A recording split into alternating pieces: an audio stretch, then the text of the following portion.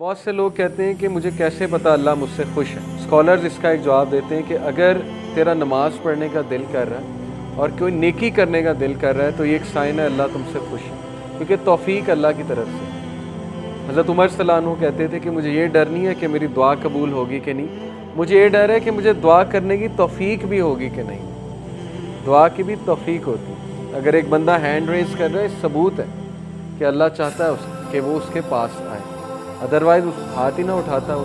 جس سے اللہ ناراض ہوتا ہے اس سے ہاتھ نہیں اٹھائے جاتے، اس سے پھر دعا بھی نہیں کی جاتی۔ تو اس لیے اگر آپ کبھی دعا میں ہاتھ ریز کر رہے ہیں، اس کا مطلب اللہ تعالیٰ چاہتا ہے۔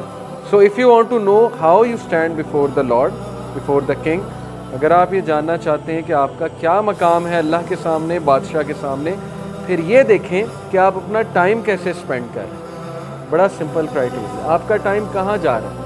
اگر تو اچھے کاموں میں جا رہا ہے، پروڈکٹیو کاموں میں جا رہا ہے، اچھے کاموں میں بہت سی چیزیں، ضروری نہیں اچھے کام سے مراد نماز ہی ہے، وہ تو پیک کا اچھا کام ہے۔ اچھے کاموں سے مراد گھر کے کام بھی ہیں، اچھے کاموں سے مراد کسی کی مدد کرنا بھی ہے، اپنی ذمہ داری کو نبھانا بھی اچھے کام میں آتا ہے۔ And what work you are assigned to do, اور یہ دیکھو کہ تم کیا کام کر رہے ہو، تم کن کاموں میں ملوث ہو اور تمہارا ٹائم کہاں پہ لگ رہا ہے۔ ہم اپنی روٹین نوٹ کریں، اس روٹین میں ہم یہ دیکھیں کہ ہمارا major chunk of time, major chunk کہاں جا رہا ہے۔ اگر اس میجر چنک میں 6 گھنٹے انٹرٹینمنٹ کے ہیں اور نمازیں کچھ اس طرح کی ہیں کہ 2 منٹ میں فارغ کر رہے ہیں ہم، تو پھر سویر تزکیہ کی ضرورت ہے، اوکے۔ اور اگر اس میجر چنک میں جو ہے وہ زیادہ اچھے کام ہے تو پھر یہ خوشخبری کی بات ہے، بہت اچھی بات ہے۔ تو اپنے ڈے کا محاسبہ کریں، انالیسس کریں، اس کی منتھلی رپورٹ بھی بنائیں۔ یہ کام اگر آپ کرنے بیٹھیں گے، آپ دیکھیں ہدایت کیوں نہیں آتی، تبدیلی کیوں نہیں آتی۔ جب میں چینج ہوا تھا، میں نے پورا ایک فولڈر بنایا تھا، فولڈر آپ کو دکھاؤں گا، اور اس فولڈر کا نام سیلف اکاؤنٹیبلٹی رکھا تھا۔ اس میں پوری اپنی رپورٹ لکھتا تھا۔ تو جب میں کوئی غلطی کرتا تھا، میں وہاں لکھتا تھا نوٹ پیڈ پہ، آج مجھ سے یہ غلطی ہوئی، یا جب کوئی اچھا کام کرتا تھا وہ بھی نوٹ کرتا تھا۔ تو اس سے بہت کچھ آتا ہے۔ آپ کبھی لاسٹ ہونا اور وہ ڈاکومنٹس کھول لیں تو آپ کو بڑا فائدہ ہوتا ہے۔ آپ ایک دم ریفلیکشنز پڑھ لیتے ہیں اپنی لکھی ہوئی، آپ حیران ہوتے ہیں کہ یہ میں نے لکھی تھی اس دن، کانفیڈنس ملتا ہے اس سے۔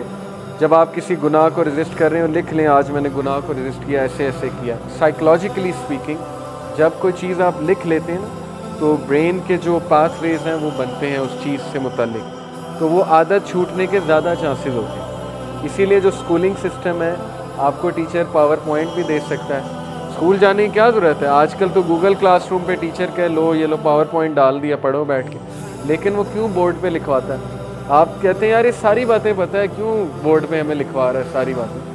کیونکہ اس کے پیچھے سائیکالوجی ہے کہ آپ جب لکھو گے آپ کو چیز یاد رہے گی اور زیادہ چانس ہے کہ آپ وہ چیز ریپیٹ کرو۔